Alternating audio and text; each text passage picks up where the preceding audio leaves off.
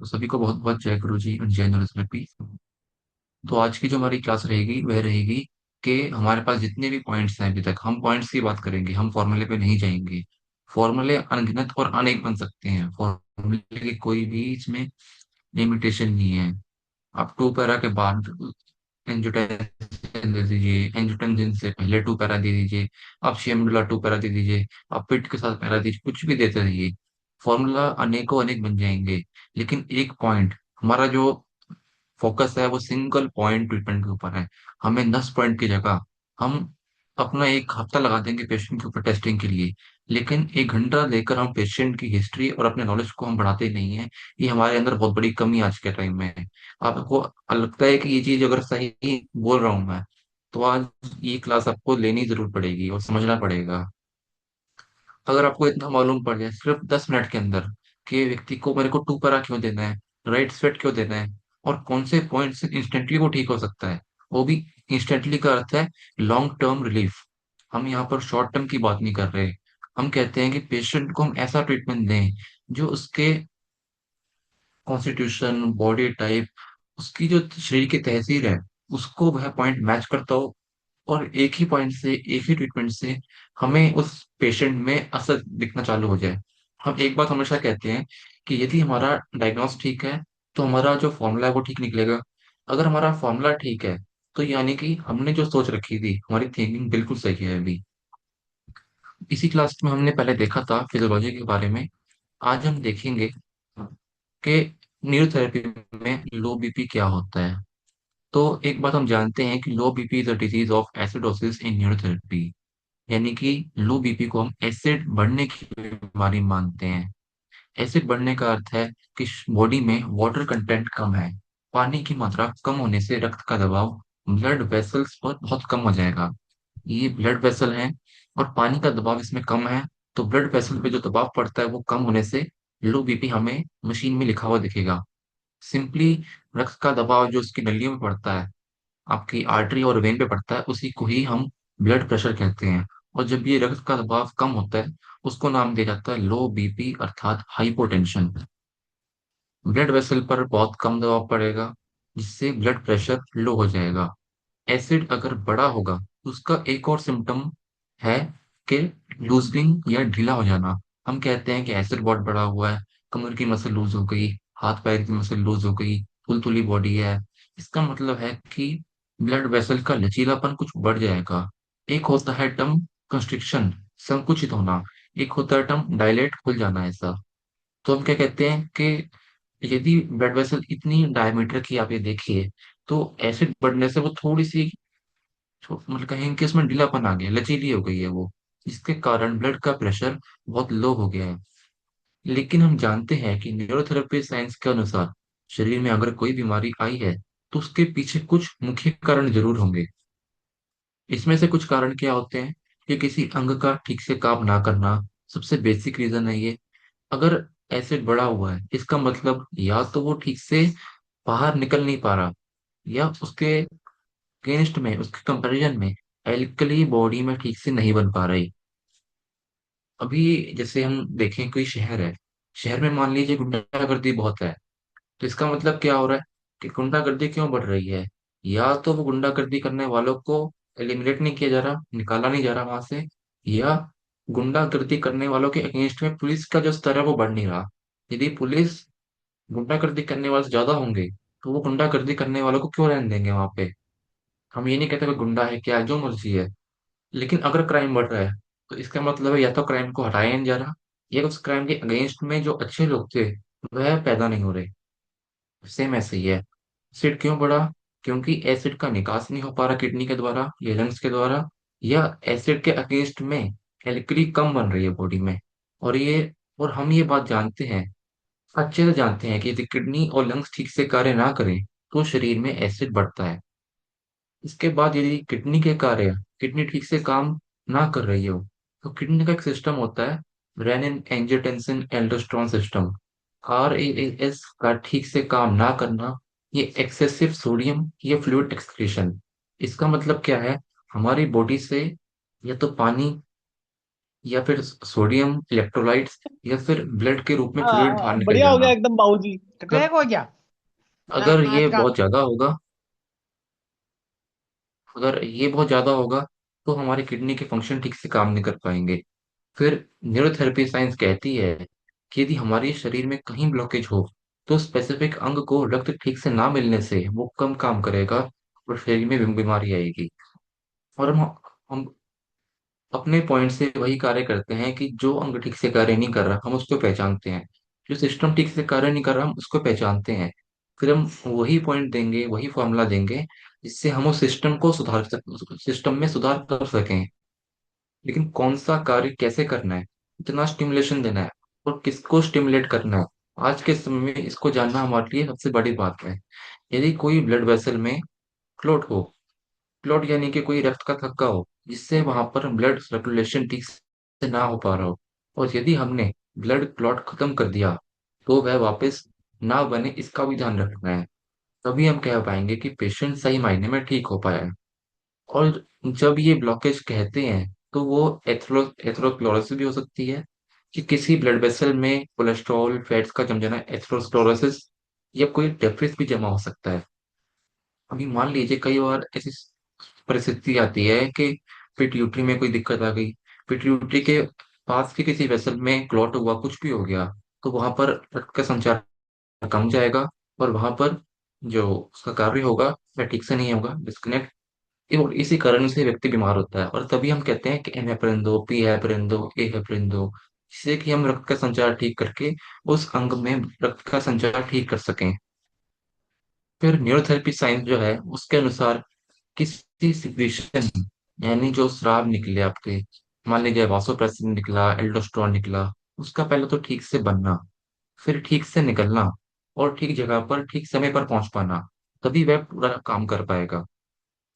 और एक और बड़ा कारण है कि नर्वस सिस्टम का ठीक से काम करना। न्यूरोथेरेपी बताती है कि कोई भी ग्लैंड या सिस्टम यदि हाइपो हुआ, कम काम करेगा तो भी समस्या है, और यदि अधिक काम करेगा तो भी समस्या है।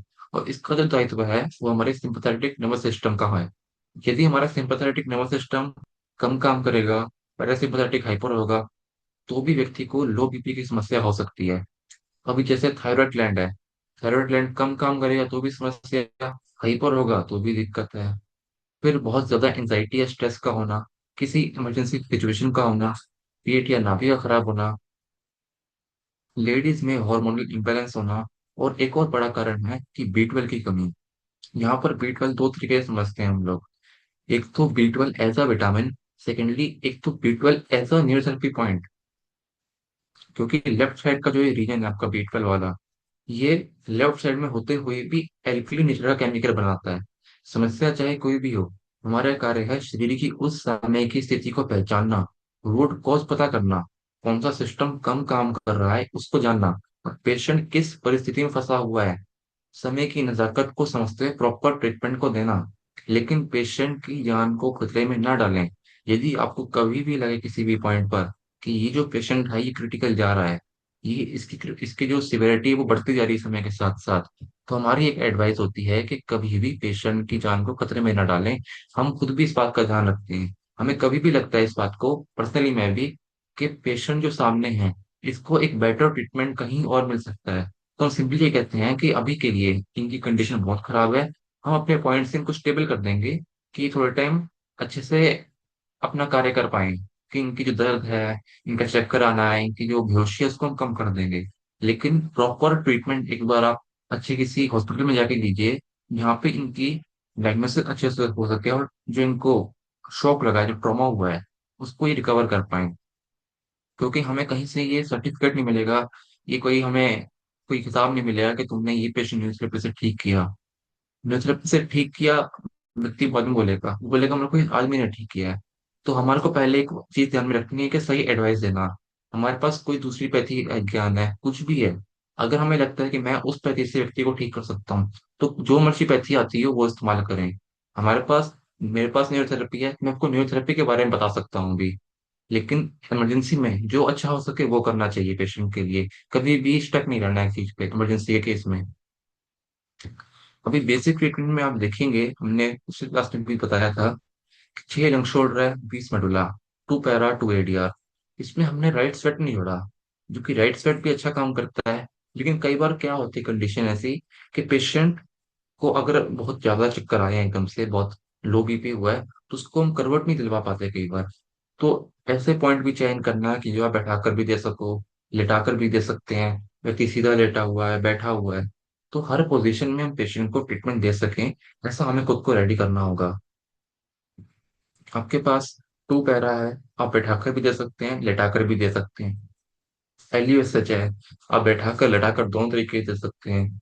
थोड़ी बहुत ब्लीडिंग हुई हो तो गॉल लीवर की मदद से आप ब्लीडिंग को भी, अगर कोई इलेक्ट्रोलाइट को, मतलब कोई उल्टी हुई हो तेज, उसको भी हम ठीक कर पाएंगे टॉप फिंगर गॉल लीवर दे के।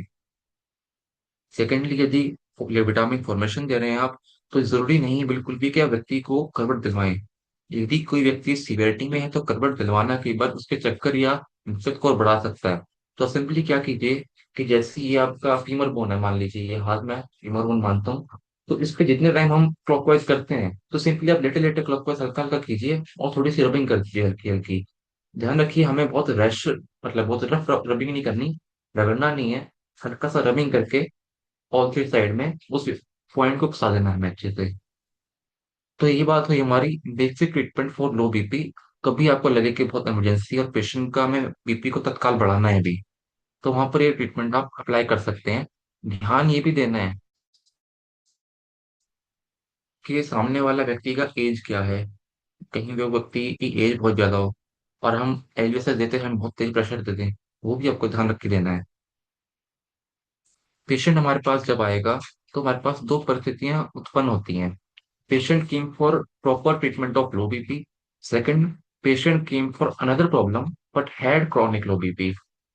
यानी कि पेशेंट या तो हमारे पास लो बीपी के इलाज के लिए आया हो, या पेशेंट हमारे पास कोई दूसरी समस्या लेके आया हो, लेकिन बोनस में हमारे पास पेशेंट के पास क्रॉनिक लो बीपी भी है।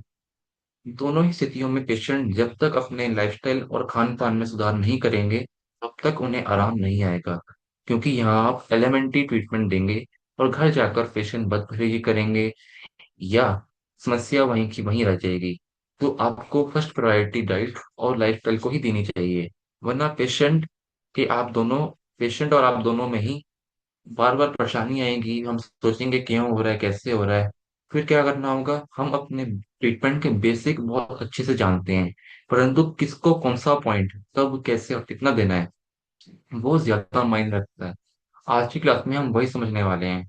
इसमें हमें ये समझना है कि पेशेंट को कई बार विश्वास दिलवाने के लिए हमें ऐसे पॉइंट भी देने पड़ते हैं जिससे इंस्टेंट रिलीफ भी मिल सके, ताकि हम पेशेंट को दिखा सके कि हमारी थेरेपी आपकी बॉडी पर बहुत अच्छा कार्य करती है।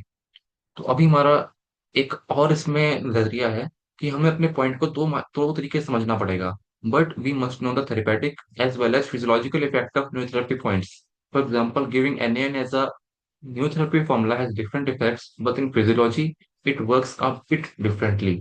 अभी हम क्या करते हैं, हमारे पास एक फॉर्मूला है NaN नाम का, नॉर्मल अजय नॉर्मल।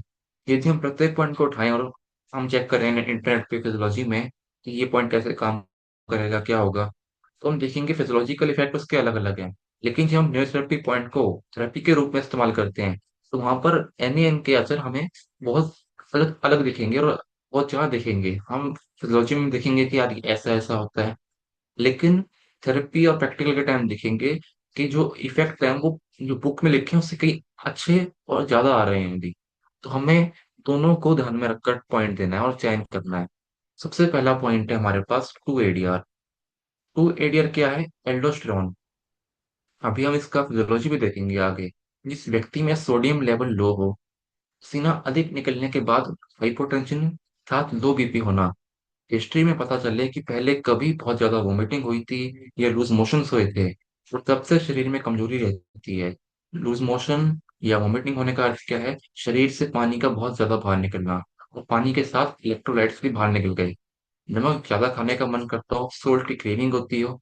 सोल्ट की क्रेविंग क्यों होगी, ये एक बड़ा नेचुरल सवाल है कि यदि शरीर में सोल्ट की कमी है, तो शरीर वही मांगता है जो उसको चाहिए। या लेफ्ट ओवरी में दर्द मिलने पर इसे देने से फायदा होता है। आर्टरीज की कमजोरी का अर्थ है जो आपका वास्कुलर टोन है, जो आर्टरीज जो आपकी लूज हो गई थी, चलो। उसको ठीक करने में ये हेल्प करता है। टू एडीआर का प्रभाव पूर्ण रूप से किडनी पर होता है, इससे वासो कंस्ट्रिक्शन नहीं होता। टू एडीआर जब आप देंगे तो ये सोडियम क्लोराइड मुख्य रूप से सोडियम का रिएब्सॉर्प्शन करता है, सोडियम को बाहर जाने से रोकेगा, इसके साथ पानी भी रुकेगा। लेकिन टू एडीआर जो है वो वासो कंस्ट्रिक्शन यानी कि आपकी रक्त नलिकाओं को संकुचित नहीं करता। जो आपका ग्लैंड है एड्रिनल ग्लैंड, उसकी तीन लेयर होती हैं, वैसे दो होती हैं। जो कि एड्रिनल कॉर्टेक्स है, एड्रिनल कॉर्टेक्स में भी तीन लेयर होती हैं। जो सबसे पहली लेयर होती है जोना ग्लोमेरुलोसा, वो होती है आपकी एल्डोस्टेरोन बढ़ाने वाली लेयर। इसलिए हम टू एडीआर का प्रयोग करते हैं, मात्र 2 बार रब करते हैं, ताकि हम उस पहली लेयर को उकसा सकें। और क्योंकि उसके बाद एक लेयर आती है जोना पेसिकुलाटा, जो क्योंकि वो लेयर अंदर की तरफ है तो उसको हम उकसाने के लिए 6 एडीआर, 10 एडीआर, 8 एडीआर का प्रयोग करते हैं। और क्योंकि जो लेयर ऊपर की तरफ थी उसको हम मात्र 2 एडीआर से उकसा देते हैं। Aldosterone naturally helps your body keep salt and water by acting on the kidney, which raises blood pressure when you are low on fluids. Doctors use drugs that block aldosterone to treat high blood pressure or heart swelling by stopping too much salt buildup. जो आपका hormone है aldosterone, ये क्या करेगा, जब जैसे ही ये release होगा किडनी पर असर डालेगा कि ये सोल्ट को यानी कि सोडियम क्लोराइड को, सोडियम को बाहर जाने से रोकेगा। सोडियम के साथ में ही वाटर भी रिटेंशन हो जाएगा, वाटर भी बाहर नहीं जाएगा, शरीर में रहेगा। और इससे आपका ब्लड का वॉल्यूम बढ़ेगा, ना कि रक्त नलिकाएं संकुचित होती हैं। एल्डोस्टेरोन का जो प्रभाव है वह थोड़ा धीमा है लेकिन लॉन्ग लास्टिंग होता है। Your body makes aldosterone to balance fluids, pulls back salt into the blood from urine. So water flows, keeping blood volume steady and pressure normal during things like sweating or salt intake. They also promote hydrogen ion secretions, aiding acid-base balance, influence blood pressure through the renin-angiotensin-aldosterone system. तो आपका aldosterone क्या करता है कि salt को blood जो आपका blood stream में वहां डाल देता है। बाहर सॉल्ट को उसने बाहर जाने से रोका। जब सॉल्ट का रिएब्सॉर्प्शन हुआ तो जाहिर सी बात है कि वह ब्लड स्ट्रीम में घूमेगा, और ब्लड स्ट्रीम में अपने साथ साथ वह पानी को भी घुमाएगा, इससे ब्लड का वॉल्यूम बढ़ेगा। अभी इसमें एक बात यहाँ लिखी हुई है कि टू एडीआर देने से हाइड्रोजन आयन का सिक्रेशन होता है, और इसी हाइड्रोजन आयन के सिक्रेशन से एसिड भी कम होना चाहिए था। फिर हमारी बुक में क्यों नहीं लिखा है ऐसा कि हम टू एडीआर से एसिड को कम कर सकते हैं, बल्कि हम फिर 8 पेन का प्रयोग क्यों करते हैं। ये एक सोचने की बात है बड़ी। तो ये बात था कि हमारा टू एडीआर कैसे काम करेगा और कहाँ काम करेगा। तो जिनको लो सोडियम लेवल रहता हो, उनकी हिस्ट्री रह चुकी है वॉमिटिंग और लूज मोशंस की। ये एक्सेसिव जिनको इलेक्ट्रोलाइट्स के मतलब बाहर निकले गए हों पानी के द्वारा, और नमक खाने का मन बहुत करता हो, लेफ्ट ओवर में दर्द भी रहता हो, और कहीं ना कहीं उन लोगों को ऐसा भी हुआ कि जब से उनको वॉमिटिंग हुई है, लूज मोशंस हुए हैं, तभी से बॉडी में दिक्कतें आनी चालू हुई हैं। तो ऐसा पूछने पर मालूम पड़ेगा कि पेशेंट को टू एडीआर की सख्त जरूरत है। अभी नेक्स्ट है हमारा पॉइंट टू पैरा। जिस व्यक्ति में दीर्घकालीन क्रोनिक लो बीपी रहता हो, इसमें लेफ्ट ओवरी के दर्द को देखकर हम लो बीपी या पैरा पॉइंट को देने का अंदाजा लगा सकते हैं। ऐसे व्यक्ति में अधिक प्यास लगना, यूरिन अधिक आना, सर में दर्द, चक्कर और मुंह सूखना, ऐसी दिक्कत आती है। अभी प्यास लगना और मुंह सूखने में अंतर है थोड़ा सा। प्यास लगना है कि आपने पानी पिया, मुंह भी गीला है, फिर भी प्यास लगे जा रही है, लगे जा रही है। साथ ही इन व्यक्तियों में किसी खास तरह की फिजिकल हिस्ट्री नहीं मिलती कि हम कहें कि कोई उल्टियां दस्त लगे होंगे, लेकिन ऐसे लोगों में मेंटल मेंटल ट्रॉमा की हिस्ट्री मिलने के चांस होते हैं। ये पानी को बाहर जाने से रोकेगा और वासो कंस्ट्रिक्शन भी करेगा। तो भी टू टू एडीएल में था कि वह सिर्फ सोडियम रिटेंशन करता है, जिससे वाटर बाहर जाने से रुकेगा। टू पैरा क्या करेगा, टू पैरा डायरेक्टली हमारे किडनी को बोलेगा कि तुम पानी को बाहर जाने नहीं दोगे, पानी भी रुका और साथ में ही वासो कंस्ट्रिक्टर भी है, ये रक्त नलिकाओं को संकुचित भी कर देगा। लेकिन ये उन लोगों में ज्यादा काम करता है जिनको दीर्घकालीन लो बीपी रहता हो, बहुत लंबे समय से लो बीपी है। Vasopressin naturally helps kidney hold water to keep body fluids balanced. and raises blood pressure by tightening blood vessels when needed.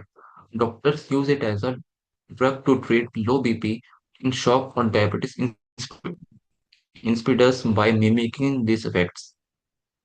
Natural physiological role.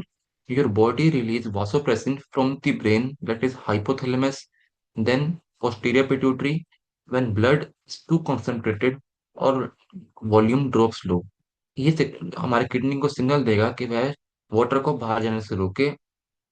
इसमें ये भी ध्यान रखिए कि जब आप टू पैरा देंगे तो व्यक्ति का जो यूरिन आउटपुट है वो कम होगा, यूरिन बाहर कम जाएगा, पानी की मात्रा शरीर में बढ़ेगी, साथ में ब्लड वेसल का जो कंस्ट्रिक्शन है वह भी बढ़ेगा। Injected vasopressin boosts pressure in septic shock or controls excessive urination in diabetes. अभी टू एडीआर और टू पैरा में एक डिफरेंस है। टू एडीआर उस व्यक्ति के लिए अच्छा है जिसको हिस्ट्री में रहा हो कि उसको वॉमिटिंग या फिर लूज मोशन बहुत हुए हों, नमक खाने का मन करना, प्यास अधिक लगना इत्यादि। लेकिन टू पैरा कैसा है, टू पैरा उनको काम करता है देख, जिनकी हिस्ट्री बहुत लंबे समय से लो बीपी की है, बहुत टाइम से लो बीपी रह रहा है, ठीक नहीं हो पा रहा। तो वहां पर क्या होता है, हमारे हाइपोथैलेमस से हमारा पोस्टीरियर पिट्यूटरी जुड़ा हुआ है। वहां पर कुछ रिसेप्टर काम करते हैं। वो रिसेप्टर का काम क्या है, वह चेक करते हैं कि हमारे जो ब्लड का वॉल्यूम है वो कितना अच्छा जा रहा है, वाटर कंटेंट कितना है। जैसे ही हमारे हाइपोथैलेमस को मालूम पड़ेगा कि बॉडी में वाटर कंटेंट कम हो रहा है, ब्लड का वॉल्यूम कम हो रहा है, बीपी लो जा रहा है, वह तभी हमारे पोस्टीरियर पिट्यूटरी से वासोप्रेसिन नाम का एक हार्मोन रिलीज करेगा, जो कि किडनी को जाकर बोलेगा कि आप पानी को बाहर जाने नहीं दोगे। पानी को बाहर जाने से रोका तो वाटर कंटेंट बढ़ना शुरू हुआ। उसी के साथ वह क्या करेगा, उसी समय हमारी रक्त नलिकाओं को संकुचित कर देगा और ब्लड प्रेशर को बढ़ा देगा। इसी वासोप्रेसिन का प्रयोग हमारे मेडिकल साइंस में, एलोपैथीज में आपका लो बीपी को हाई करने के लिए दिया जाता है आईसीयू में। और इसमें ध्यान ये रखिए कि आप पूछिए व्यक्ति से कि आपको यूरिन का फ्लो बहुत ज्यादा है या बहुत कम है। अगर अगर वो बोले कि यूरिन का फ्लो भी बहुत ज्यादा है, बीपी भी लो है, तो वहां पे आप टू पैरा का उपयोग कर सकते हैं। उनसे ये पूछिए कि आपको जो ये लो बीपी है ये कितने साल से रह रहा है, ये अभी हुआ है, ये 5-6 साल हो गए, 3 साल हो गए इसको चलते हुए। साथ में अगर हो सके तो उनका एक इलेक्ट्रोलाइट का टेस्ट भी करवाइए आप। केएफटी के साथ एक इलेक्ट्रोलाइट का टेस्ट आता है, सोडियम पोटेशियम क्लोराइड, और चाहे तो बाइकार्बोनेट आयरन का भी करा सकते हैं। उसमें आपको मालूम पड़ेगा कि कहीं इसमें सोडियम की कमी तो नहीं है।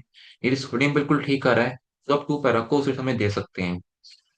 सब कुछ डिपेंड करेगा पेशेंट की हिस्ट्री और कंडीशन पर।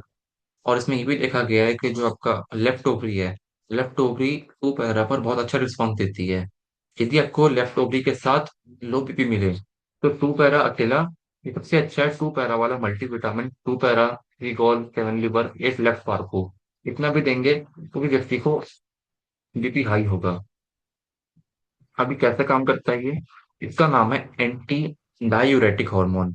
इसका मतलब है, एंटी का मतलब है अगेंस्ट, और डायूरेसिस का मतलब है एक्सेसिव यूरिन प्रोडक्शन, यानी कि ये अधिक यूरिन के प्रोडक्शन को रोक देता है। ये किडनी को बोलेगा कि तुम और ज्यादा यूरिन का प्रोडक्शन नहीं करोगे। जब किडनी यूरिन का प्रोडक्शन नहीं करेगी तो वह वाटर को बाहर जाने से रोकेगी। वाटर का जो कंटेंट है वो बॉडी में बढ़ेगा और वह जाकर ब्लड में मिलेगा, ब्लड का ये प्रेशर को बढ़ाएगा। इसी के साथ वासोप्रेसिन का दूसरा काम है कि वह वासो कंस्ट्रिक्शन भी करेगा, रक्त नलिका को संकुचित कर देगा। अभी आपको ध्यान ये रखना है कि जिन लोगों को स्वेलिंग रहती होगी या कोई सीवियर डिजीज है, वहां पर हम लो बीपी के लिए टू पैरा को या टू ईडीआर को एकदम से नहीं देंगे। पहले हमें उनका यूरिन आउटपुट और मोशन और बीपी का फ्लक्चुएशन देखना जरूरी है। बीपी कितने फ्लक्चुएट होता है, यूरिन आउटपुट कैसा है, प्यास भूख प्यास कैसी है, इनकी रिपोर्ट्स क्या कहती हैं, उसके बेस पर हमें क्रिटिकल कंडीशंस में इसको देना चाहिए। नेक्स्ट आता है एंजियोटेंसिन फॉर्मूला नंबर 2 या एडीके। जो एंजियोटेंसिन फॉर्मूला नंबर 2 है, इसको हम जानते थे कि ये मात्र वेट लॉस के टाइम पर जो लो बीपी होता है इसमें काम करता है। लेकिन आज हम देखते हैं कि मुश्किल से शायद हर पांचवे या छठे बंदे को हम एंजियोटेंसिन 2 फॉर्मूला दे पा रहे हैं। क्यों? क्योंकि जब हमने व्यक्ति के फास्ट को, हिस्ट्री को देखा, तो मालूम पड़ता है कि इनके 5-6 साल की हिस्ट्री में कभी तो इनको बॉडी से ब्लड का लॉस हुआ था। तो ऐसे व्यक्ति जिसमें ब्लड लॉस हुआ हो, मायने नहीं रखता कि कम हुआ था या ज्यादा हुआ था, वे अपनी बॉडी का रिस्पॉन्स होता है। लेकिन जिस भी पेशेंट में ऐसी हिस्ट्री पाई गई है, उनमें एंजियोटेंसिन 2 से तत्क्षण राहत मिलती है। हमारे शरीर में सर्कुलेटिंग ब्लड का एक खास मात्रा होती है, जो कि हम कह सकते हैं कि अगर शरीर में 12 लीटर खून है तो 12 लीटर ही वो मैनेज होगा, 12 लीटर बेहतर रहेगा। अभी 12 से थोड़ा सा भी कम होगा तो शरीर को चाहिए था कि वह उसको मैनेज कर सके। और जब शरीर से अचानक रक्त बाहर निकलेगा, तब शरीर एक तरह से ट्रॉमा का सामना करता है। ऐसी स्थिति में सबसे पहला कार्य था कि रक्त नलिकाओं का संकुचित होना।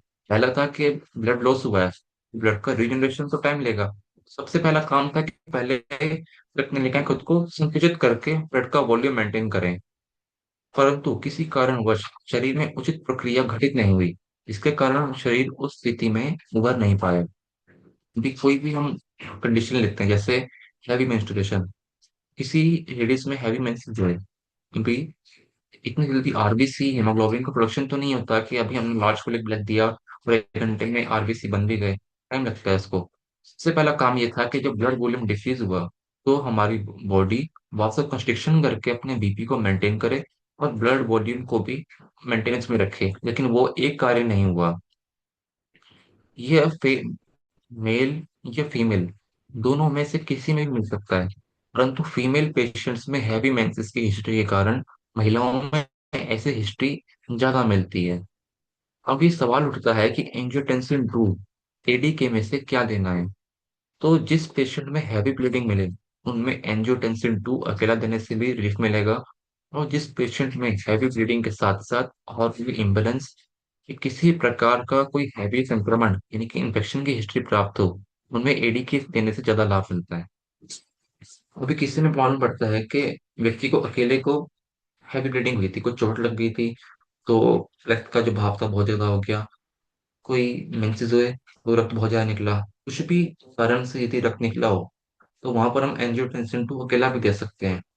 और यदि पेशेंट को हार्मोनल इम्बेलेंस भी हो साथ में, या हिस्ट्री की कोई हैवी इन्फेक्शन की हिस्ट्री मिले, तो वहां पर हम एडी के पूरा भी दे सकते हैं, उससे भी अच्छा लाभ मिलता है।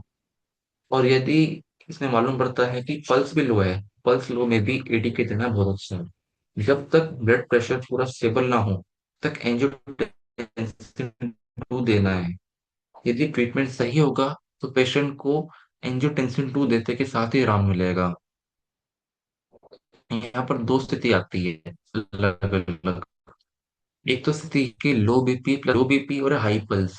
अभी पल्स हाई है, हमने एडी के देंगे, हो सकता है कि पल्स और बढ़ जाए, ऐसे चांस होते हैं। लेकिन इसमें फिर कंडीशन निकलती है कि हो सकता है कि लो बीपी को देखते हुए शरीर ने कंपनसेट करने के लिए हार्ट रेट को बढ़ाया हो, जैसे हमने अपनी बात की थी कि अभी लो बीपी हो गया और मेरी आवाज ठीक आ रही है अभी? ओके। तो भी कैसा है, इसमें दो कंडीशन है कि व्यक्ति का लो बीपी है प्लस लो पल्स रेट है, तो उसमें क्या होगा कि हमें एडी की देना ज्यादा फायदेमंद है। लेकिन दूसरा कंडीशन है कि बीपी लो है लेकिन हार्ट रेट बहुत ज्यादा है, तो वहां पर क्या हो सकता है कि व्यक्ति का ब्लड प्रेशर लो हुआ, उसके कंपनसेशन के लिए हार्ट रेट ज्यादा हुआ। और दूसरा ये हो सकता है कि हार्ट रेट किसी और वजह से बढ़ा हुआ हो। तो हम क्या करेंगे कि एंजियोटेंसिन के साथ 5 मिनट गैप के बाद 6 गैसाई का प्रयोग करेंगे। 6 गैसाई इंटू 2 भी दे सकते हैं, जिससे हम उस अगर पल्स बढ़ना होगा तो हम उसको मेंटेन कर पाए। अब आप बोलेंगे कि एडी के एक हमने एक साइड हमने angiotensin दिया, फिर दूसरी तरफ हम सिक्रेटिन के लिए 6 गैसें दे रहे हैं, बहुत स्ट्रॉन्ग है, उसका एक्शन जो है वो फास्टेस्ट माना जाता है। बल्कि राइट स्वेट वास्प्रेसिन से भी फास्ट काम करता है एंजियोटेंसिन। इसमें एक तथ्य सोचने का यह है कि जब शरीर ने ब्लड लॉस किया, तब उनका वासो कंस्ट्रिक्शन मैकेनिज्म सही नहीं था।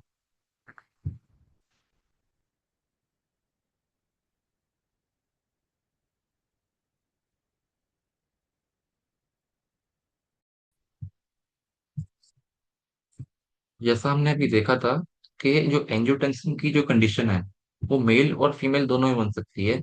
उसकी हिस्ट्री मिलेगी आपको उनके हैवी ब्लड फ्लो की वजह से। अभी एंजियोटेंसिन उनको अच्छा काम करेगा जिनको हैवी ब्लीडिंग हुई हो अकेली। एडीके उनको अच्छा काम करेगा जिनमें हैवी ब्लीडिंग के साथ साथ हार्मोनल इम्बैलेंस भी पाया गया हो, या यदि किसी व्यक्ति में हैवी संक्रमण इन्फेक्शन की हिस्ट्री मिले, जैसे गुरुजी ने बोला डबल निमोनिया के केस में, उसमें भी आपको देखने को मिलेगा कि जिनको हैवी संक्रमण रह चुका है उनकी जीभ लंग्स के एरिया से पीछे से वाइड मिलेगी, और साथ में लो बीपी या लो पल्स मिले तो एडी के देने से उस व्यक्ति को आराम मिलेगा। और एंजियोटेंसिन 2 में तब तक देना है जब तक पेशेंट का बीपी स्टेबल ना आ जाए अच्छे से। इसमें एक तथ्य सोचने का ये भी है कि जब शरीर ने ब्लड लॉस किया तब उनका वासो कंस्ट्रिक्शन मैकेनिज्म सही नहीं था। दूसरा यह भी कि जो आरबीसी जो ब्लड लॉस उन्होंने किया उनका रीजनरेशन नहीं हुआ, इससे लोगों में हीमोग्लोबिन या आरबीसी काउंट कम होता है। इसलिए एंजियोटेंसिन के बाद लार्ज फॉलिक ब्लैक ट्रीटमेंट का उपयोग जरूर भी फायदा मिलता है, एनियन या न्यूट्रल ट्रीटमेंट के साथ ऐड कर सकते हैं। जिन बच्चों के मदर फादर की हिस्ट्री में ब्लड या फ्लूइड लॉस मिलता है उन बच्चों को भी एंजियोटेंसिन 2 जरूर देना चाहिए। इससे उन्हें कैसे भी समस्या होगी आराम मिलेगा। यदि आपके पास कोई बच्चा आए, बच्चा पेशेंट आए, उसकी हिस्ट्री में मिले कि उनके माता पिता को किसी को भी ब्लड लॉस या लो बीपी किसी कारण से रह चुका है, तो उनको भी एंजियोटेंसिन 2 देने से उस बच्चे में कैसी भी दिक्कत हो, चाहे खांसी भी क्यों ना हो, पेट दर्द क्यों ना हो, पैरों में दर्द क्यों ना हो, सब में आराम आता है। फिर एक बात आती है कि एलयू एस सच अकेला देना। जिन बच्चों में गले का रीजन या नेक का रीजन थोड़ा सा वीक है, उनका ये थोड़ा सा आगे की तरफ झुका हुआ है कंधा, जो नेक है उनकी, उनमें भी लंग शोल्डर देने से फायदा मिलता है। किसी को सूखी खांसी आ रही है उनको भी लंग शोल्डर से फायदा मिलता है। अभी एंजियोटेंसिन 2 को हम फिजियोलॉजिकली समझते हैं। Angiotensin 2 naturally tightens blood vessel to raise blood pressure, signals kidney to hold salt in water, and triggers aldosterone release during low blood volume or pressure. Doctor use synthetic forms to block ACE inhibitor. Physiological role. Your body makes angiotensin 2 via the renin-angiotensin system. When blood pressure drops or salt is low, it narrows vessels for quick pressure boost, tells kidney to retain sodium, pulling in water, boosts thirst, release hormones like aldosterone and vasopressin, expand blood volume.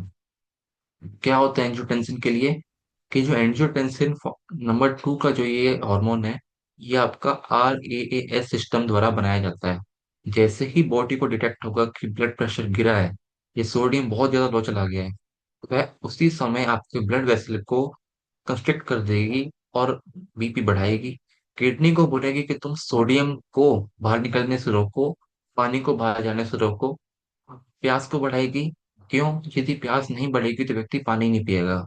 और aldosterone और vasopressin को release कराकर हमारे blood volume को बढ़ाएगी।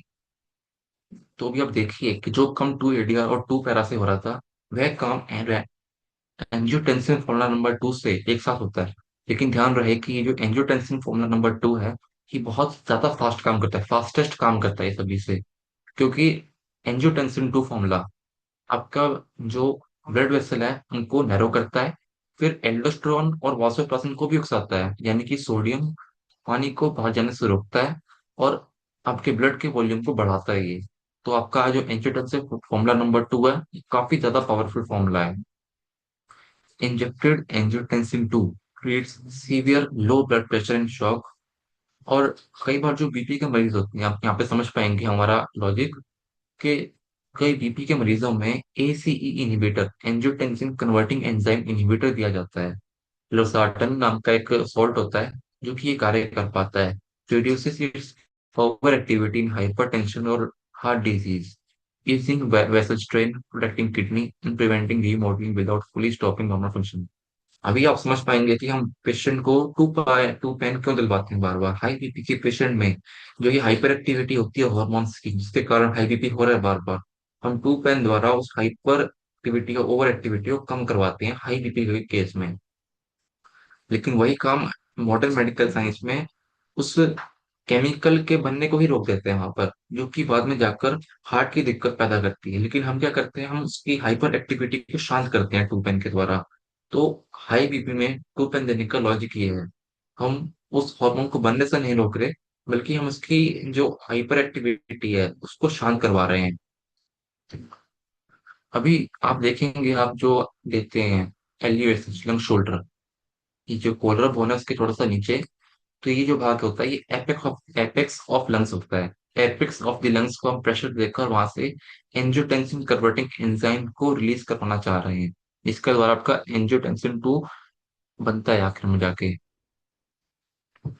अभी इस photo में हम देख पाएंगे कि रेनिन एंजियोटेंसिन सिस्टम, पहले क्या हुआ कि drop in blood pressure and blood volume. पहले आपका बीपी डाउन हुआ, आपकी रक्त नलिकाओं में जो ब्लड था, ब्लड का वॉल्यूम था, फ्लूइड वॉल्यूम, वह कम हुआ थोड़ा सा। अच्छा वाला जा रहा था, ये धीमे धीमे फिर कम हो गया। जैसे ही आपके रिसेप्टर को मालूम पड़ा, आपकी किडनी को मालूम पड़ा कि यहाँ पर रक्त की जो वॉल्यूम है ये कम हो गया है, रक्त थोड़ा सा कम है, कुछ तो हुआ है यहाँ पर, तो वह अपने किडनी से रेनिन नाम का एक हार्मोन रिलीज करवाता है। यह हार्मोन लिवर को उकसाएगा एंजियोटेंसिनोजन रिलीज करने के लिए। रेनिन काम करेगा एंजियोटेंसिनोजन पर, जो कि एंजियोटेंसिन 1 बनाएगा।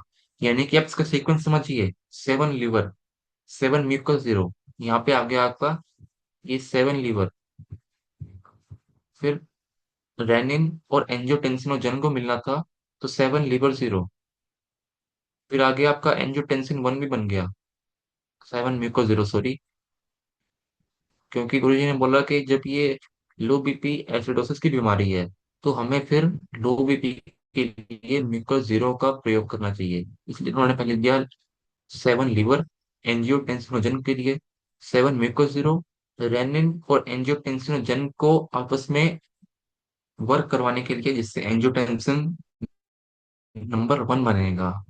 फिर उन्होंने दिया 6 लंग शोल्डर, 6 LUSH। सीक्वेंस आपके सामने है, 7 लीवर, 7 म्यूकोस 0, 6 लंग शोल्डर।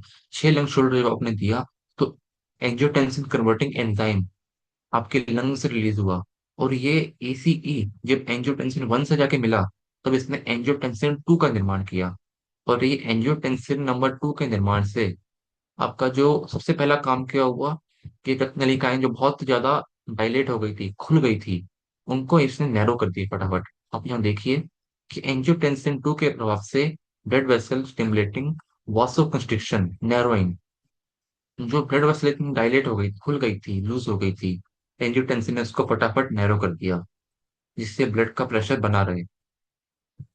फिर क्या हुआ, एंजियोटेंसिन 2 ने आपके एड्रिनल ग्लैंड पर बहुत प्रभाव डाला कि वह एल्डोस्टेरोन रिलीज करे। एल्डोस्टेरोन रिलीज करने से क्या होगा कि सोडियम की मात्रा बढ़ेगी, किडनी सोडियम को बाहर जाने से रोक लेंगी, और आपके ब्लड वेसल्स में जो ब्लड का वॉल्यूम था वह बढ़ जाएगा। फिर एल्डोस्टेरोन प्रभाव डालेगा, निकलेगा, तो वह किडनी पर प्रभाव डालेगा कि वह पानी को बाहर जाने से रोकेगा। तो एट द सेम टाइम 3 काम हुए, vasoconstriction, retention of sodium, retention of water, NaCl+H2O, इन सबका रिटेंशन हुआ। और रेनिन एंजियोटेंसिन एल्डोस्टेरोन सिस्टम से आपका जो बीपी था वह उसी समय नॉर्मल आ गया। तो ऐसे आपका ये एंजियोटेंसिन फॉर्मूला नंबर 2 कार्य करता है। तो आप सोच सकते हैं कि कितना डीप इसमें लॉजिक था इस काम करने के पीछे। तो आशा करता हूँ आप समझ पा रहे होंगे इसका इतना अच्छा लॉजिक है ये, कि इसके एक बारी से इतने सारे सिस्टम एक्टिवेट हो जाते हैं। अभी नेक्स्ट आता है राइट स्वेट। इसको हम बहुत अच्छे से जानते भी हैं। अब आप समझेंगे कि हमारे ट्रीटमेंट में भी आगे बाइफरकेशन है, ट्रीटमेंट के काम करने में भी। ऐसा बिल्कुल भी नहीं है कि सारे ट्रीटमेंट किडनी पर काम करते हैं। आपका जो राइट स्वेट है, ये बनाता है नॉर एपिनेफ्रिन आपके एड्रिनल मेडुला के द्वारा। इसका असर मुख्य रूप से वासोकंस्ट्रिक्शन पे है। आपकी जो रक्त नलिकाएं हैं, ये डायरेक्टली उनको ही जाके कंस्ट्रिक्ट कर देगा। इसका प्रभाव किडनी पर अधिक नहीं होता, क्योंकि इसका असर किडनी या सोडियम पर नहीं है। तो जिन्हें सोडियम रिटेंशन के साथ लो बीपी है, उन्हें ये देना अच्छा है। हम ये नहीं कहते कि आप डायरेक्टली 6 राइट स्वेट × 3 दे दीजिए, 3 राइट स्वेट से चालू कीजिए, 1 राइट स्वेट से चालू कीजिए। इसमें फायदा क्या है कि ये डायरेक्टली आपके रक्त नलिकाओं को संकुचित करेगा। तो जिनको भी सोडियम रिटेंशन है, या फिर हाथ पैर में स्वेलिंग बहुत ज्यादा है, कहीं प्लूरल एफियूजन है, एसाइटिस है, कहीं भी पानी भर रहा है, तो आप इसको दे सकते हैं। परंतु हार्ट के पेशेंट में इसे देते समय सावधानी बरतना आवश्यक है। इसका असर फास्ट होता है। हाइपोग्लाइसीमिया के कारण जो लोग फेंट हो जाते हैं, उनमें इसका प्रयोग किया जाना अच्छा है। बैठकर उठने पर या सामान्य लेटने पर जो चक्कर आते हैं, ब्लैकआउट हो जाता है, व्यक्ति बैठा है, उठा एकदम से सर घूम जाएगा, आंख के सामने अंधेरा आ जाएगा, वहां पर आपका राइट स्वेट अच्छा कार्य करता है। किसी मानसिक आघात के बाद लो बीपी होने से इसको दे सकते हैं, राइट स्वेट को। Norepinephrine naturally prepares your body for action by speeding up the heart rate. Norepinephrine से आपका सिंपैथेटिक नर्वस सिस्टम एक्टिव होगा, जिससे आपका हार्ट का रेट बढ़ेगा, ब्लड वेसल में संकुचन होगा, जिससे बीपी बढ़ेगा, और आपकी एनर्जी बढ़ेगी बॉडी में। क्यों? नॉरएपिनेफ्रिन का एक काम है कि जब भी ये एक्टिव होगा, तो आपकी बॉडी में फाइट एंड फ्लाइट मैकेनिज्म को ये एक्टिव करेगा, जिससे आपकी हार्ट रेट बढ़ाएगा, हार्ट की स्ट्रेंथ मतलब आपको काम करने के लिए उकसाएगा। और दूसरा एक काम करेगा कि आपके ब्लड को मसल्स की तरफ ज्यादा करेगा, यानी कि आपके बॉडी में जो ब्लड है, उसका जो प्रवाह होगा, वो आपकी जो मांसपेशी, ये बाइसेप ट्राइसेप्स पैरों की मांसपेशी ज्यादा करेगा। क्यों? जो आपका सिंपैथेटिक नर्वस सिस्टम है, उसका काम है फाइट या फ्लाइट। और यहाँ पे आप मान लीजिए एक एग्जांपल लेते हैं, दो यहाँ पर एग्जांपल लेते हैं। मान लीजिए सामने शेर आ गया, मेरे सामने तो कभी ना आए, मान लो किसी के सामने शेर आ गया ऐसा, तो एक काम होगा, जिसका पैरासिम्पथेटिक एक्टिव होगा वह बोलेगा, भाई जो करना है वो शेर ही करेगा, मैं तो कुछ कर नहीं सकता अभी। तो ये हुआ पैरासिम्पथेटिक वाले का स्टेटमेंट। सिंपथेटिक वाला, सिंपथेटिक का जिसका एक्टिव होगा वो बोलेगा, या तो आज मैं रहूंगा या शेर रहेगा, या तो आज मैं यहाँ से फटाफट भाग जाऊंगा, या मैं इससे लड़के इसको मार दूंगा। तो ये सिंपथेटिक नर्वस सिस्टम है। अभी लड़ने के लिए, भागने के लिए हमारे को ताकत चाहिए। वह ताकत हमारे को मिलेगी ग्लूकोज से, हार्ट रेट बढ़ने से, क्योंकि पंपिंग बड़ी तेज चाहिए, बीपी बढ़ने से, क्योंकि शरीर के हर जगह तक रक्त का प्रभाव पहुंचना चाहिए, ग्लूकोज ज्यादा चाहिए, और अलर्ट माइंड चाहिए, फोकस चाहिए। वैसा नहीं हम भागे जा रहे हैं, भागे जा रहे हैं, मालूम पड़ता है कि शेर हमारे साथ साथ भाग रहा है, तो उससे फायदा नहीं होगा। लेकिन इसमें ये देखना पड़ेगा कि जब आप राइट स्वेट देंगे, तो आपके पेट में, एब्डोमेन में ब्लड का फ्लो कम होगा। तो जिनको भी कब्ज होगी या कुछ ऐसा होगा, तो राइट स्वेट वहां पर नुकसान कर सकता है हमको। नुकसान का अर्थ है कि पेट में जो कब्ज है वो बढ़ सकती है। तो राइट स्वेट यहाँ अच्छा काम कर सकता है। अभी जिनको हार्ट रेट बढ़ने की दिक्कत हो, वहां पे राइट स्वेट हो सकता है कि थोड़ी दिक्कत करे। तो जिनको भी रिटेंशन ऑफ सोडियम का, वहां पर हम राइट स्वेट देखकर ज्यादा फायदा ले सकते हैं। ये राइट स्वेट की खासियत है। IV norepinephrine treats septic shock or hypotension unresponsive to fluids by strongly constricting vessels and supporting heart rate, titrated to maintain blood pressure without overload। अभी जो आपकी मॉडर्न मेडिकल साइंस है, वहां पर IV, यानी कि जो आपका ड्रिप लगती है, खासकर इसको इंफ्यूजन फॉर्म में लगाया जाता है, इसको कहते हैं नोरैड। नोरैड नाम का एक IV आती है, इसकी 2 ml की वायल आती है, एंड 2 ml का इसका एक एम्प्यूल आता है।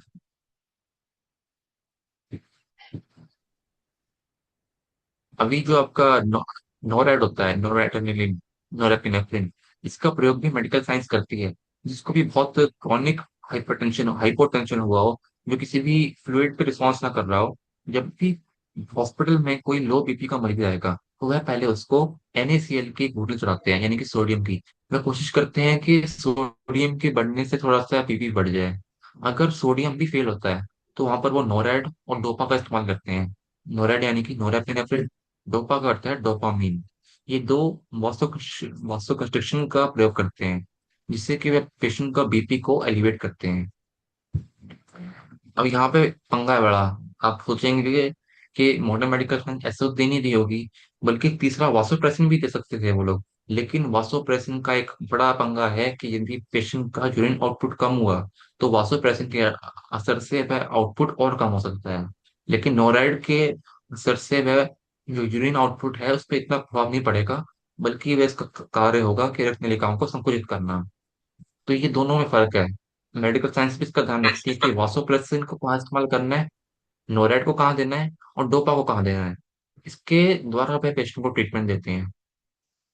अभी आपका ये जो एड्रेनल ग्लैंड है, इसका जो बाहर का जो हिस्सा था वो था कॉर्टेक्स, जिसको हमने एडर के द्वारा उकसाया है सर्व करके। फिर था अंदर का हिस्सा मेडुला, क्योंकि मेडुला अंदर है तो हमें ऐसा जर्क देना पड़ता है हल्का सा, तो ऐसा देखे हमने इसको उकसाया। इसके प्रभाव से स्केलेटल मसल में ब्लड का फ्लो बढ़ेगा, ब्रीदिंग रेट बढ़ेगा, पेट के मसल रिलैक्स होंगे, कार्य, ब्लड प्रेशर इन आर्टरीज बढ़ेगा, और ब्लड शुगर बढ़ेगा। तो ये आप ट्रीटमेंट व्यक्ति को दे सकते हैं जिसका बीपी शुगर दोनों ही कम है, वहां पे भी काम करेगा ये। अभी आता है हमारा लेफ्ट विटामिन फॉर्मेशन, लेफ्ट पार्को या B12। अभी इसको कहाँ देना है, ये भी एक अलग ट्रीटमेंट है, इसका प्रभाव भी हमारे किडनीज पर कम होता है। Left vitamin sorry left ovary में दर्द, B12 में दर्द, शरीर में एसिड एल्कली बिगड़ने का एक कारण एसिड का बढ़ना तो है ही, परंतु एल्कली नेचर के केमिकल का कम होना भी है। यदि मान लिया जाए कि आपके शरीर में, पेशेंट के शरीर में एसिड बढ़ा हुआ है, लेकिन एल्कली नेचुरल केमिकल बन ही नहीं रहा या कम बन रहा है, तो वहां पर ये ट्रीटमेंट अच्छा कार्य करता है। लेफ्ट विटामिन फॉर्मेशन में देखा गया है कि ये आर्टरी और मसल पर सीधा असर करता है। आर्टरी या मसल टोन बढ़ाने में अच्छा कार्य है। लेफ्ट विटामिन फॉर्मेशन के द्वारा हम एक एल्कली नेचर के केमिकल को उकसाते हैं, जो कि जब आर्टरी पर कार्य करता है तब उन्हें संकुचित कर देता है, और ये अधिक वासोडाइलेशन की स्थिति में कर देता है, और उस अधिक वासोडाइलेशन की स्थिति को स्थिर कर देता है। माफी चाहूंगा कि जो अधिक वासोडाइलेशन था अधिक एसिड के कारण, वही left vitamin formation, left part को वह मैनेज कर सकता है। क्योंकि हमने देखा कि एक तो एसिड बढ़ा हुआ था, उसके लिए हमने किडनी को घुसाया, एसिड बाहर निकाला। लेकिन क्या हो कि एल्कली नेचुरल केमिकल बन ही नहीं रहा हो, क्योंकि बैलेंस तो दोनों में चाहिए। अगर एल्कली बहुत ज्यादा बन रही है, एसिड कम बन रहा है, एसिड बहुत ज्यादा है लेकिन एल्कली का जो स्राव है वो कम निकल रहे हैं, दोनों में ही दिक्कत आएगी। अभी ये जो यहाँ पर एक हम लॉजिक की बात कर रहे हैं, ये आपको किसी बुक में लिखा हुआ नहीं मिलेगा, क्योंकि हमने ये अपनी प्रैक्टिस के दौरान पाया है कि ऐसा हो रहा है लोगों में, कि लेफ्ट विटामिन फॉर्मेशन, लेफ्ट वार्को का सीधा असर आपके आर्टरीज में, मसल्स में और आपके नर्व्स पर डायरेक्ट जाता है। ये इसको किसी प्रोसेस की जरूरत नहीं पड़ती होगी हमारे हिसाब से। लेफ्ट विटामिन फॉर्मेशन से सिस्टोलिक बीपी पर अधिक प्रभाव पड़ता है, इसका असर इंस्टेंट होता है। अगर हम विटामिन के नजरिए से समझें, तो B12 द्वारा हम आर्टरीज की मजबूती, नर्वस सिस्टम का सही कार्य करना और आरबीसी फॉर्मेशन से जोड़ते हैं। इसलिए भी लेफ्ट पार्कू या B12 फॉर्मूला के प्रयोग से लॉन्ग लास्टिंग इफेक्ट देखने को मिलते हैं, क्योंकि एक विटामिन के रूप में शरीर के हर सिस्टम में B12 का उपयोग होता है। इसलिए B12 फॉर्मूला लो बीपी में कारगर है। यहाँ पर एक बात क्यों समझने वाली थी, एक तो आर्टरीज की मजबूती, आर्टरीज का जो लचीलापन है, जो हार्डनेस है, उसकी बनावट पर उसको काम करने को मिलता है B12 को। नर्वस सिस्टम का सही कार्य करना, यदि नर्वस सिस्टम की गति स्लो होगी, उसका काम कम होगा, तो भी वह काम ठीक से नहीं कर पाएगा। और यदि आरबीसी कम होंगे आपके, हीमोग्लोबिन आरबीसी कम है, तो भी आपका लो बीपी होगा। अब इसलिए हम लेफ्ट विटामिन फॉर्मेशन, B12 और लेफ्ट पार्को का प्रयोग करते हैं। अभी जिनको B12 कम होगा उनको हाथों में नमनेस, थकावट, मुंह के छाले, मेमोरी लॉस, मोबिलिटी यानी कि चलने फिरने में दिक्कत और मूड में चेंज होते दिखेंगे। डिस्कनेक्ट। अभी ये दिक्कत आती है कि हमें देना क्या है। इसमें एक चीज देखी है हमने कि लेफ्ट विटामिन फॉर्मेशन तत्काल में ज्यादा अच्छा काम करता है। हम देंगे लेफ्ट विटामिन फॉर्मेशन और उसी समय पेशेंट का बीपी अप हो जाएगा। लेकिन लॉन्ग टर्म के लिए आपका लेफ्ट पार्को की B12 फॉर्मूला ज्यादा अच्छा है। फिर आता है पिट्यूटरी। फिर पिट्यूटरी पॉइंट का प्रयोग हम लो ब्लड शुगर या हाइपोवोलेमिया में कर सकते हैं, खासकर ऐसे लोगों में जिन्हें शुगर लो होने से हाइपोटेंशन हुआ हो। पिट्यूटरी पॉइंट इसी के साथ ब्रेन में ब्लड फ्लो एवं ग्लूकोज की मात्रा को भी बढ़ाता है। मल्टीविटामिन फॉर्मूला में इसका प्रयोग बहुत अच्छा होता है। जिन्हें ब्लड शुगर हाई हो या एल्कली अधिक बढ़ी हुई हो, उन्हें पिट अधिक नहीं देना, हो सकता है उनकी दिक्कत बढ़ जाए या फिट्स भी आ सकते हैं ऐसे पेशेंट्स में। तो पिट्यूटरी पॉइंट का कहा जाता है कि ये पानी को बढ़ाता है हमारी बॉडी में, फ्लूइड बढ़ाता है बॉडी में, वाटर कंटेंट। इसके द्वारा जब आपका ब्लड वॉल्यूम बढ़ेगा, तो वह ऑटोमेटिकली आपके लो बीपी को हाई कर देगा, ये इस पे काम करता है ये। हालांकि वन पीट से आप शुरुआत कर सकते हैं, उसका एक फॉर्मूला होता है बड़ा मल्टीविटामिन का, उसको आप पूरा दे सकते हैं। अभी यहाँ पर एक डुअलिटी की बात होती है कि लीवर कैसे काम करेगा। क्योंकि लीवर तो एक राइट साइड ऑर्गन है, और राइट साइड का ऑर्गन जब काम करेगा तो वह एल्कली को कम करके एसिड बढ़ाएगा। लेकिन फिर भी वहां पे लीवर काम कर पा रहा है, क्यों? क्योंकि लीवर के पास प्रोटीन्स बनाना, आपकी हॉर्मोन्स का चयापचय प्रोसीजर और उनको बनाना और तोड़ने का काम कर सकता है ये। कोई केमिकल हार्मोन एंजाइम बॉडी में बढ़ा हुआ होगा तो लीवर उसको ब्रेक डाउन करके ठीक कर देगा। अभी सीवियर लीवर के केसेस में एल्ब्यूमिन कम होना makes albumin, this protein holds fluid in blood vessel so they don't leak. Low albumin is equal to low BP from swelling. जिन लोगों को लो बीपी होगा, ये प्रोटीन का निकास बहुत ज्यादा होगा यूरिन में, उनको एलएफटी में लो एल्ब्यूमिन देखने को मिल सकता है। इसलिए हम कहते हैं कि एक बार पेशेंट का सीबीसी, एलएफटी, केएफटी करवा लेंगे तो मालूम पड़ जाएगा कि क्यों दिक्कत आ रही है ये। अगर एल्ब्यूमिन कम होगा आपके लेफ्टी में तो पेशेंट के पैरों में स्वेलिंग आएगी, और उनको यूरिन का फ्लो ज्यादा होगा और बीपी लो होगा। Produces angiotensinogen, turns into angiotensin 2 which tightens blood vessel to raise BP when it's low। आपका लीवर एंजियोटेंसिनोजन नाम का भी एक हार्मोन बनाता है, जिसके द्वारा वह एंजियोटेंसिन 2 में कन्वर्ट होकर बीपी को बढ़ाता है। एज ऑस्मो रिसेप्टर्स, ये चेक कर सकता है कि आपके खून में मतलब आपके ब्लड वेसल में कितना रक्त का बहाव है, ब्लड वॉल्यूम कितना है, और ये के अनुसार ब्लड वेसल को संकुचित करके बीपी बढ़ा सकता है।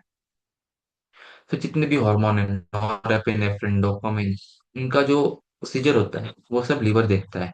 इसीलिए लीवर को जो मालूम पड़ेगा कि लो बीपी है, हाई बीपी है, तो वह उसी के अनुसार केमिकल छोड़कर बॉडी को ठीक कर सकता है। इसलिए हम कहते हैं कि पॉइंट लीवर देना अच्छा रहता है, क्योंकि पॉइंट लीवर मिलेगा, माइल्ड स्टिमुलेशन है, तो उसको अधिक समय मिलेगा काम करने के लिए।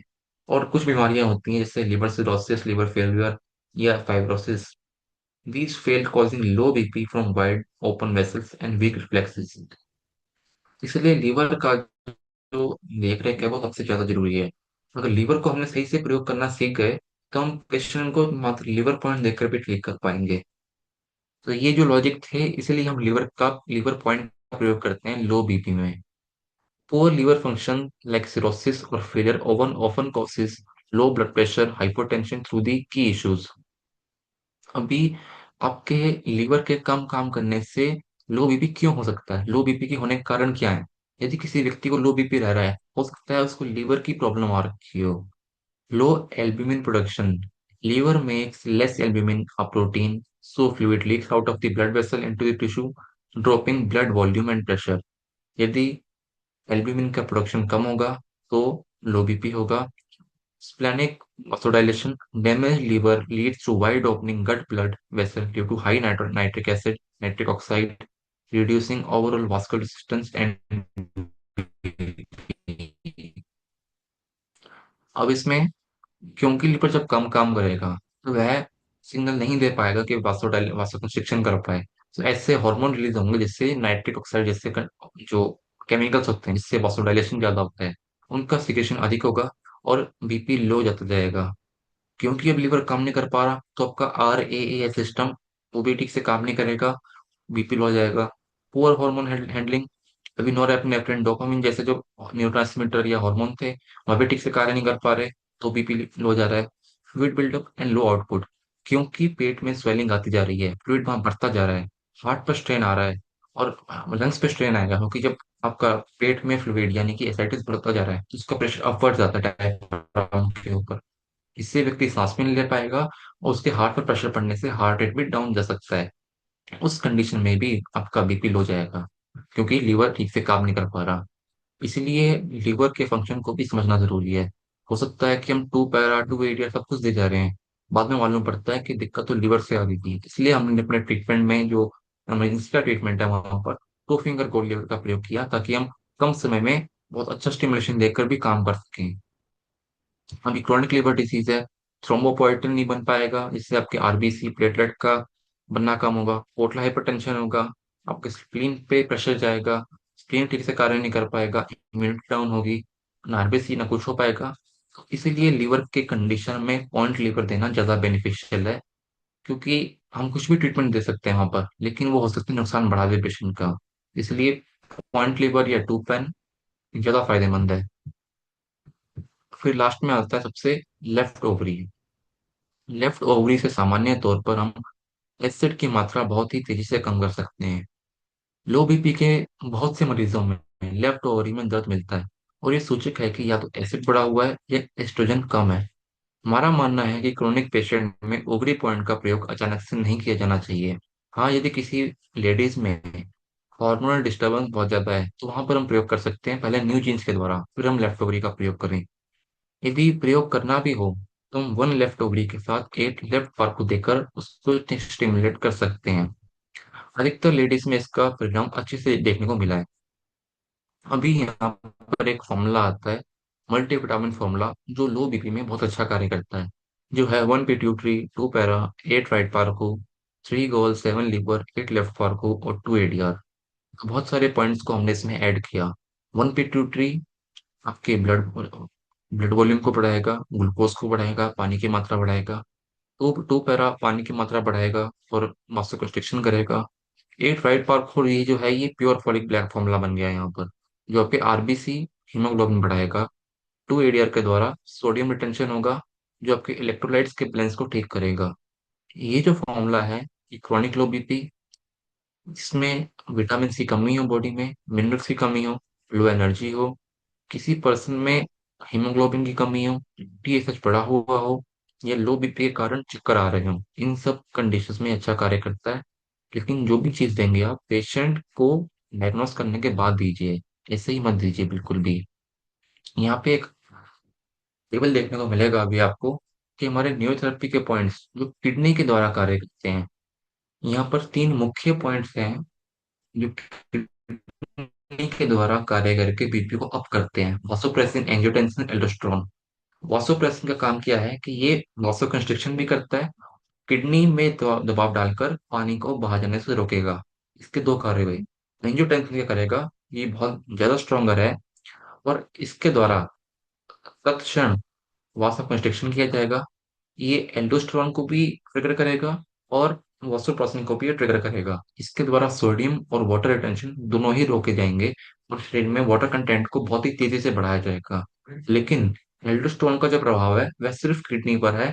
वह वासो कंस्ट्रिक्शन ना करके सिर्फ सोडियम का रिटेंशन करेगा, सिर्फ सोडियम को बढ़ाएगा, उसका इतना कार्य है। तो वासोप्रेसिन, एंजियोटेंसिन और एल्डोस्टेरोन का प्रभाव तीन जगह पर है, सॉरी, किडनीज पर। किडनी और किडनी के थ्रू लो बीपी को ठीक करने का है वासोप्रेसिन, एंजियोटेंसिन और एल्डोस्टेरोन, यानी कि two para, angiotensin formula number two, और टू एडियर, इनका प्रभाव किडनी के द्वारा लो बीपी को ठीक करने का है। हालांकि एंजियोटेंसिन टू में भी और वासोप्रेसिन में भी आती हैं चीजें कि वो वासो कंस्ट्रिक्शन को करेगा डायरेक्टली, लेकिन उसके साथ साथ वे किडनी का सहारा भी ले रहे हैं। फिर दूसरे पॉइंट्स आते हैं, ऐसे पॉइंट जो डायरेक्टली वासो कंस्ट्रिक्शन को बढ़ावा देते हैं। नॉरएपिनेफ्रिन, इसका प्रभाव डायरेक्टली आपके ब्लड ब्लड वेसल पर जाएगा, और ये ब्लड वेसल को संकुचित कर बीपी को हाई करेगा। इसका प्रभाव किडनीज पर बहुत अधिक नहीं है। लेफ्ट विटामिन फॉर्मेशन से हम मस्कुलर टोन को बढ़ाकर ब्लड वेसल को जो है एक मजबूती प्रोवाइड करते हैं कि वह संकुचित रहें या फिर स्टेबलाइज हों। इसके द्वारा हम कार्य करते हैं। हमने अभी तक जो पाया है कि इसका प्रभाव किडनी पर इतना अधिक नहीं है कि वह वहां से सोडियम और वाटर रिटेंशन को कर सके। आप बोलेंगे कि हम बोलते हैं कि आप किडनी की बीमारी में पार्पी या विटामिन फॉर्मेशन का इस्तेमाल करें, तो यहाँ पे एक बात हमने बोली कि मे स्टिमुलेट किडनी, हो सकता है किडनी को स्टिमुलेट करें, लेकिन इस तरह से स्टिमुलेट ना करें कि वह सोडियम और पानी को बाहर जाने से रोके और ब्लड का वॉल्यूम बढ़ाए। इस तरह से ये कार्य नहीं कर सकता। डोपामिन डोपामिन का एक कार्य है कि वह वासोकंस्ट्रिक्शन करेगा, लेकिन वह आपके किडनी पर असर नहीं डालेगा कि वह सोडियम और पानी को बाहर जाने से रोके। तो right sweat, left vitamin formation और 20 मेडुला, इसका प्रभाव डायरेक्टली आपके वासोकंस्ट्रिक्शन पर पड़ता है। फिर आते हैं points which work by increasing blood volume. तो ऐसे कौन से पॉइंट है जो आपके ब्लड के वॉल्यूम को बढ़ाकर लो बीपी को नॉर्मलाइज करते हैं। एल्डोस्टेरोन ब्लड के वॉल्यूम को बढ़ाता है, बिल्कुल, क्योंकि वह सोडियम का रिटेंशन करेगा, जिससे सोडियम के द्वारा वाटर का रिटेंशन होगा। फिर आता है वासोप्रेसिन, जो कि पानी को बाहर जाने से रोकेगा। एक्वापोरिंग एंड कंस्ट्रिक्शन, दोनों कार्य करेगा ये। एंजियोटेंसिन से ब्लड का वॉल्यूम डायरेक्टली नहीं होगा, लेकिन एंजियोटेंसिन जब एल्डोस्टेरोन पर प्रभाव डालेगा, और जब एल्डोस्टेरोन जब रिलीज होगा, उसके द्वारा जब सोडियम रिलीज होगा, सोडियम का एब्सॉर्प्शन होगा, तब वहां से वह ब्लड का वॉल्यूम इंक्रीज करेगा। तो ये डायरेक्टली नहीं, लेकिन इनडायरेक्टली इसको उकसा रहा है बार बार। पिट्यूटरी, पिट्यूटरी के प्रभाव से ब्लड का वॉल्यूम बढ़ेगा, लेकिन इसका प्रभाव कैसे हो रहा है, कहाँ से हो रहा है, ये अभी तक पूरा मालूम नहीं पड़ा है कि ये कैसे काम कर रहा है। पिट्यूटरी पॉइंट के तो पिट के पे काम करता है, पिट्यूटरी ग्लैंड कैसे इसका जो तालमेल है पानी से, वो एग्जैक्टली नहीं पता, लेकिन हाँ, इससे ब्लड वॉल्यूम बढ़ता देखा गया है। तो ये 4 पॉइंट निकले जो आपके ब्लड के वॉल्यूम को बढ़ाते हैं: aldosterone, two ADR, vasopressin, two para, angiotensin formula number 2, और पिट्यूटरी पॉइंट। तो आपने देखा कि इस क्लास में हमने कितने सारे पॉइंट्स की बात करी, और कैसे काम करते हैं, क्यों काम करते हैं, कब काम करते हैं, किसको देना है, किसको नहीं देना, वो हमने इसमें चेक किया। तो नेक्स्ट क्लास में हम इसमें और आगे चेक करेंगे चीजों को, कि साइंस में इसको कैसे माना जाता है, मेडिकल में कैसे माना जाता है, और इसके द्वारा हम पेशेंट को कैसे ठीक कर सकते हैं, वो हम चेक करेंगे। तो इसी के साथ सभी को thank you very much, and जय गुरु जी, जय निरथी plus happy new year. Thank you.